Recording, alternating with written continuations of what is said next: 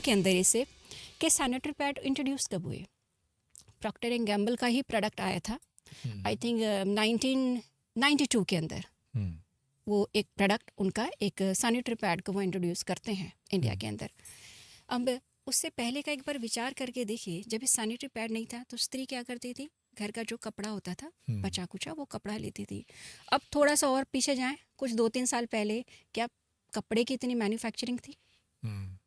तो क्या करते थे कि स्त्री को एक अलग घर के बाहर कमरे के अंदर रख देते थे और घास के ऊपर सुलाते थे, सूखी घास जो जानवर सबके पास थी। तो घास बिछाई कि उसको कोई साफ़ नहीं करना है, कुछ नहीं।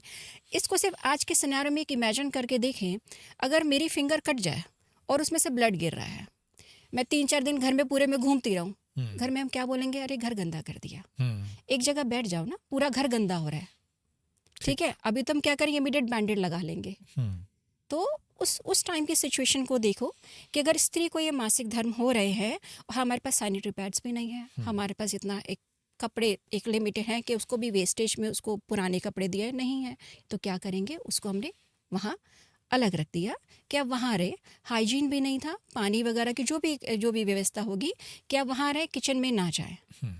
ठीक है, कुछ मुझे लगता है कि आयुर्वेद ने इसको समझा है गहराई से इसको समझा है कि स्त्री एक टफ फेज से निकलती है और हर महीने का उसका ही फेज है, तो उसको थोड़ा रेस्ट मिले, जो कि उस वक्त एक पॉजिटिव वे में एक किया गया होगा कि पॉजिटिव वे में कि स्त्री उस टाइम पर रेस्ट करे। एंड दिस इज एक्चुअली वो फेवरेबल ही है सबके लिए कि आप किसी को इतना रेस्ट के लिए दे रहे हैं, उसको पीड़ा को समझें आप। ऐसा नहीं कि सबके अंदर नहीं, जिसके अंदर ये वात पित्त और कफ का डिसबैलेंस है वो उस फ्लो से, इस पेन से निकलेगी ही निकलेगी। तो आयुर्वेद में इसका इस तरीके से है। पुराने टाइम में समझें तो हाँ, उस टाइम पे व्यवस्था नहीं थी इसलिए है, पर आज तो सैनिटरी पैड्स हैं।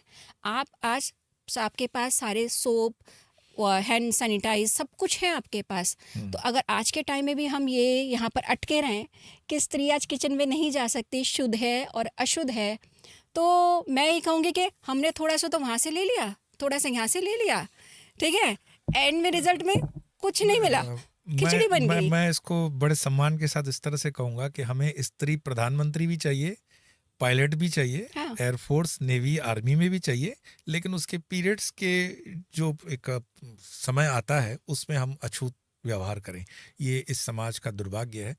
मैं इसको थोड़ा सा चर्चा को आगे बढ़ाते हुए अध्यात्म से जोड़ना चाहूँगा। मेरे पास हजारों शिष्य जो जुड़ी हुई रहती है, मेरी माँ बहनें, अक्सर उनका इस तरह का प्रश्न आता है कि जब करें न करें, और मैं जितना स्पष्ट बात कर सकता हूँ as a sister, as a mother, as a daughter, वो करता हूँ, पर फिर भी अध्यात्म की दृष्टि से आप उसमें अपना ओपिनियन कैसे रखते हैं? मेरा जो साधना का मार्ग है वो तंत्र का मार्ग है।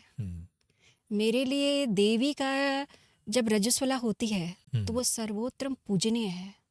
अब वो चाहे छोटी बच्ची हो, छोटी बच्ची को हम पूजा क्यों करते हैं? क्योंकि बेटा भी तो है, छोटी बच्चों में क्या भेद हो गया, वो अरे गर्व लेके बैठी है, वो बिल्कुल जिस गर्व को तुम पूजने के लिए कामाख्या जाते हो वो बच्ची लेके बैठी है उस वक्त, उसे आगे जन्म देना है, हमारी जनरेशन को बढ़ाना है उसमें। तंत्र के मार्ग में बोलूँ, साधना के मार्ग में पीरियड्स भी छोड़ दो। आज मैंने भगवान को 4 लड्डू लगाए हैं पूरे मन से, मैंने भोग लगाया, मैं सुबह गई या कुछ 1 घंटे बाद गई उस प्रसाद को लेने। स्वामी जी कितने लड्डू वहाँ पर भगवान ने ग्रहण किए होंगे बताइए? नहीं, एक कण भी कम ज्यादा नहीं होगा, वहीं का वहीं है, वो तो तत्व रूप है जो भोग लगाया चिन्मय होकर के, वो बस उतना ही। यही बात मैं बोल रही हूँ कि मैंने मन से भगवान के लिए भोग लगाया, मन से प्रार्थना करी कि हे भगवान आके इसे ग्रहण कर। सिर्फ शरीर ने उसको साथ दिया है उसको बनाने के लिए। अब जब मैं भगवान की साधना कर रही हूँ या कोई भी नाम जप कर रही हूँ, तो मैं किससे जप करूँ कि जब भगवान के पास पहुँच जाऊँ? उसी मन से। तो मन शुद्ध और अशुद्ध कैसे हुआ? मन को कब पीरियड्स हो गए? बहुत अच्छा, इसका प्रश्न का जवाब मुझे चाहिए। मैं मन से ही जा रही हूँ, मन से ही साधना कर रही हूँ, बैठ रही हूँ। इवन आयुर्वेद के अंदर स्पेशली उसमें लिखा गया है स्त्रियों के लिए कि when you are in periods आप उसमें साधना करें। साधना इन द सेंस मेडिटेशन करें। जरूरी नहीं है कि भगवान का नाम लें या आप रिचुअलिस्टिक कोई पूजा, कुछ भी आप आराम से बैठे, काम डाउन, उसमें आपका ध्यान इतना अच्छा लगेगा, ठीक है।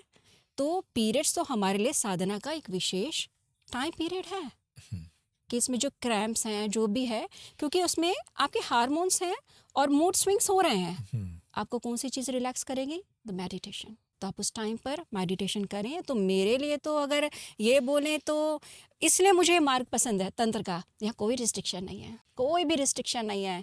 पीरियड्स में हो बहुत अच्छा, नहीं हो तब भी बहुत अच्छा, स्त्री हो अच्छा, पुरुष हो तब भी बहुत अच्छा।